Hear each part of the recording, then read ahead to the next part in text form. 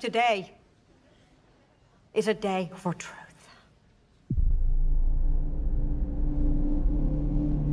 The world needs to know what happened and to know what he stands for. That kind of power is very dangerous.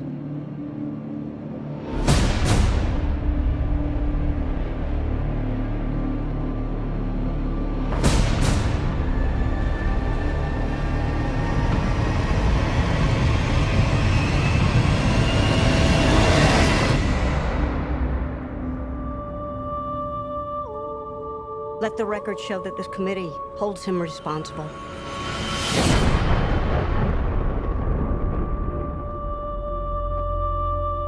That's how it starts. The fever. The rage that turns good men cruel. This Bat vigilante is like a one-man reign of terror. You don't get to decide what the right thing is. Nobody cares about Clark Kent taking on the Batman. This means something. It's all some people have. It's all that gives them hope. People hate what they don't understand. Be their hero, Clark. Be their angel. Be their monument. Be anything they need you to be. Or be none of it. You don't owe this world a thing. You never did.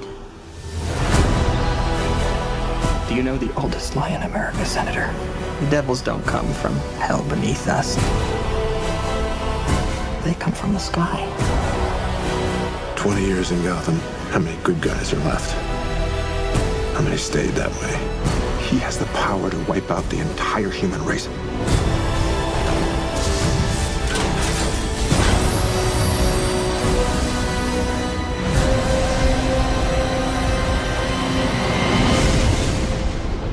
And we have to destroy him.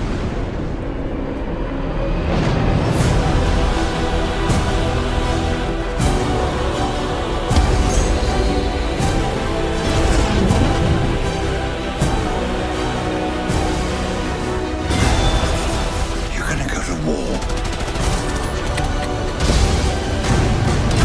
He is not our enemy.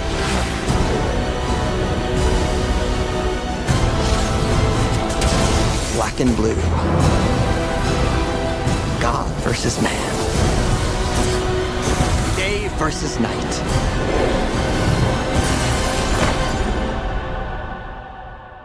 The red capes are coming. The red capes are coming.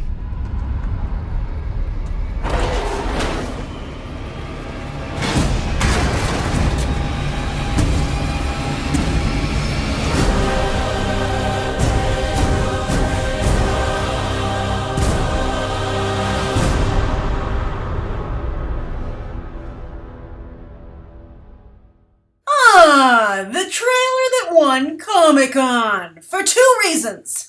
One, it's an excellent trailer, which very well utilizes shock and awe. I mean, it's so shocking and so awe-inspiring that you have to watch it a couple of times to see some of the flaws. Yes, it's not a perfect trailer, but it's such an amazing trailer that I think that anyone would be hard-pressed not to like it. Now, the second reason that it won Comic-Con is it was one of the few trailers to be officially released to the general public. The other hot trailers, Suicide Squad, Deadpool, and X-Men Apocalypse, people have had to resort to watching pirated copies when they can because the studios are aggressively taking them down. So in terms of just the general pop culture consciousness, there wasn't a lot to discuss because a lot of people didn't get to see those other trailers. So that was another reason I think Batman v Superman has dominated the discussion so much. But I don't want to take away from the quality of this trailer. I think that the lack of competition is an added bonus, definitely, but this trailer stands on its own, even going toe-to-toe to the competition, which of course is Marvel, and we'll be talking about that not so much here because I want to focus on the trailer, but believe me, that'll be being woven into my coverage as we move forward. Speaking of other coverage, my shot-by-shot analysis of this trailer will either go up later today or first thing tomorrow morning. I have a press screening tonight, or else I would stay at the office until it was up, but it is coming. But here I'm going to give you my overall general reaction to the trailer.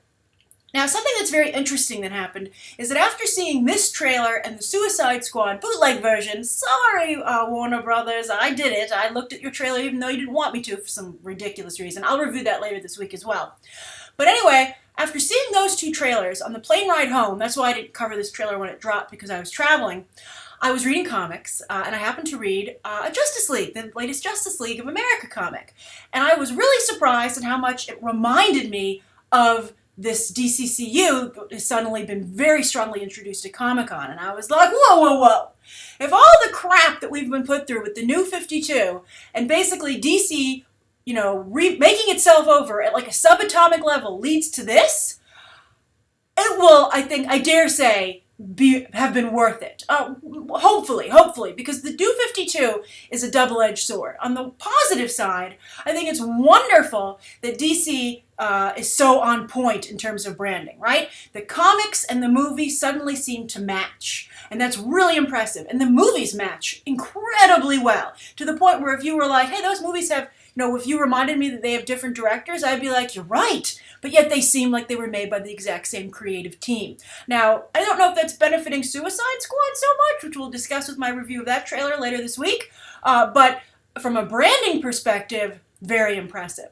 But the negative side of this whole scenario is that the New 52, not as sophisticated as the old DC. So I think that, again, you have a focus on shock and awe, which was incredibly effective with this trailer, but I think that the soul is missing a little bit. And that's one of the chief complaints I think people have about the New 52 stories. They seem a little hollow, a little bit corporate, but yet look at how well Jurassic World is done. And I think you might have a situation where Batman v Superman is just such like a primal idea that's ingrained in the public consciousness after decades of seeing these characters in all different types of medium, be you a comic book reader or not, that it could just make a colossal amount of cash just because it's so awesome. But I am really impressed with the brand building, and to suddenly see it all come into focus when it seemed so scattered before was really impressive.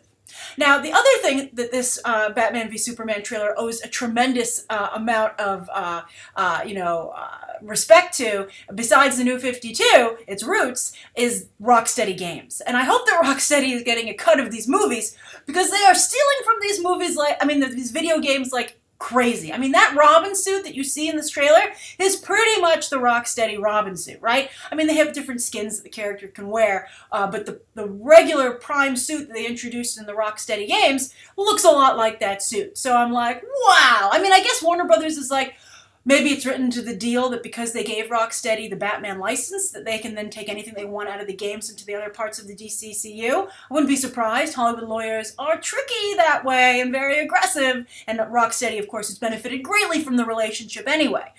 So I really do think, though, that I hope that the creative team here, Zack Snyder, Chris Terrio, Ben Affleck, I guess, as we all kind of suspect, will give the appropriate nod to Rocksteady, which is not a bad move, considering that, for a while it was Batman the Animated Series that dominated the discussion when it came to DC and animation in general, but that's really, I think, given way to the video games, which, of course, the trailers for those properties are as popular as movie trailers. So you're really seeing a mix of the New 52 and the Rocksteady games here. Really amazing. So, but anyway, for the rest of the review, I'm going to just talk about the four main characters that we see here, and then, of course, more detail in the shot-by-shot analysis. Now, who owns this trailer? Who else? Batman. Batman just is so cool here. And I like all his different outfits, like the different action figures all the time, right? Like Desert Batman, Armor Batman, like Time Out Batman. But one of my favorite things is how they really made him more aggressive as a character and as a vigilante. The branding of the bat symbol into the criminal that he's apprehended and left for the police is such a great idea, and I think the viciousness added on there. And it was recently revealed, by the way, that the Joker has caps on his teeth. They aren't replaced teeth. I would have preferred that Batman knocked his teeth out. I thought that was a great idea. I think it would have been great that Joker was like, knock my teeth out, I'll roll with it. Making it just a choice from the Joker, less exciting. But the branding, also because, Batman can be like, I've run into you before, right? I mean, that was just really, really effective. I do have some concerns about raising the violence quota in the DC franchise, particularly in regards to the Joker character, which I'll discuss with the Suicide Squad trailer. But so far, I think they're walking that fine line very, very well. So I think Batman just looks so cool here. I think there's some debate as to whether or not, Ben Affleck is wearing the Batman suit, or if the Batman suit is wearing Ben Affleck. But we'll see as the movie progresses. I still feel to this day that his strength will be in this franchise will be with the Bruce Wayne character. So Batman. So cool. I wish that he had a few more lines. I thought something very odd about the trailer was that they had most characters, at least the main three, the DC Trinity, speaking when they weren't on camera. I mean, I think Ben Affleck's Batman has the most on-camera lines. Of course, Wonder Woman doesn't have a single line. But we're moving over to Superman now. And the weird thing is that Superman was just being talked at the whole trailer, right? I mean, he was like a leaf on the wind. And he looked a little silly coming into the court, the Senate hearing. Because we've seen that so much in the Marvel movies. They have Senate hearings all the time in the Marvel movies. They're like, we just have a Senate set that we've kept because we use it so often. And, because we have it, we like to use it. It's like, what came first, the chicken or the egg? But here, I'm like, and also I have to say, in those Marvel scenes, they always show up in their civilian clothes. But to have Superman show up, I guess he has this secret identity thing going on, so he can't. But he looked a little silly showing up in costume at the hearing. So I wasn't such a big fan of that. But you'll notice for the entire trailer, people are talking at Superman, telling him what they think he should do. And you're like, what's Superman want to do? But I do really like the idea of having not Superman go after Batman, but Clark Kent go after Batman. I thought that was really smart, and they need to build up, just like I want to see more from Bruce Wayne, I want to see more from Clark Kent. These are very important aspects to these characters. They won't be whole without their alter egos, so to see them, utilized is a very promising sign indeed. Wonder Woman! Her hair looks amazing! I think she looks so good in this trailer, but the hair is the last thing that I think any of us look at in her few shots, because she looks so cool and like she really means business. I loved seeing her deflect with the gauntlets, classic Wonder Woman. I loved seeing that there. I loved Gal Gadot's expressions. We'll discuss that more in the shot-by-shot analysis when we have them to look at, but you can see here, here's one of them. She doesn't have a lot of shots in this trailer, but really, it's very powerful, just the exact kind of, I think, what I wanted to see from the Wonder Woman character. Very, very much a warrior, right? Not the voguing that I think sometimes we see from female superhero characters when they're brought to life in live action. Now, a lot depends on how the character is written, but so far so good. So I was very, very impressed. And I actually preferred the way Wonder Woman looked to Harley Quinn, which I did not expect at all. I was very surprised with the way Harley Quinn was conveyed over in the Suicide Squad trailer, which again I will discuss in that review. But Wonder Woman, so impressive. Then finally, Lex Luthor, who is like the same problem with this trailer. Like, this trailer is so amazing. Again, I said it's so shocking and so awe-inspiring that I can forgive the glaring, black splotch on, or I guess in this case, orange splotch on this beautiful masterpiece, which is Jesse Eisenberg's Lex Luthor. I don't like it. I thought that he was going to make stronger character choices as an actor. I don't know if you could say that Ben Affleck, Henry Cavill, and Gal Gadot are making really strong character choices, but I feel like they're making a really strong effort to at least, turn into their characters or take on those mantles. But I feel very much that instead of having Jesse Eisenberg turn into Lex Luthor, they've turned Lex Luthor into Jesse Eisenberg. And I have problems with that because it takes me out of the movie. It takes me out of the fantasy, out of the make-believe, right? I'm like, oh, whoa, Jesse Eisenberg just popped in here. I also think that his hair is ridiculous. I'm surprised he has it for so long, and it's hard to take him seriously. He benefits from one of the best lines in the trailer. The red capes are coming, which I believe is the take on the red coats are coming, that famous, of course, line from the American Revolution. We'll see why he's decided to reference that in the discussion that he's having there. It seems to be like with a senator, so I guess he's, that's a good thing to reference then, American history and times that we've had other people, come at us. Come at me, bro! And Jesse Eisenberg's like, I'll take care of it. I think it makes sense that he purchased or acquired General Zod's body, but I'd be like, whoa, Bruce Wayne, you really are asleep at the wheel. Why didn't you get that? Or at least make sure that no one else did, and that it went to Star Labs. Although sometimes Star Labs is evil, so it depends what kind of universe we're in. So those are my initial thoughts on the trailer. Look for my shot-by-shot analysis. That's the next video I'm going to post. I believe I have some reviews coming, some other things, but I'm really working to get that up. But thank you for your patience, and I look forward to continuing this conversation down below. All right, you can check out some other episodes right now.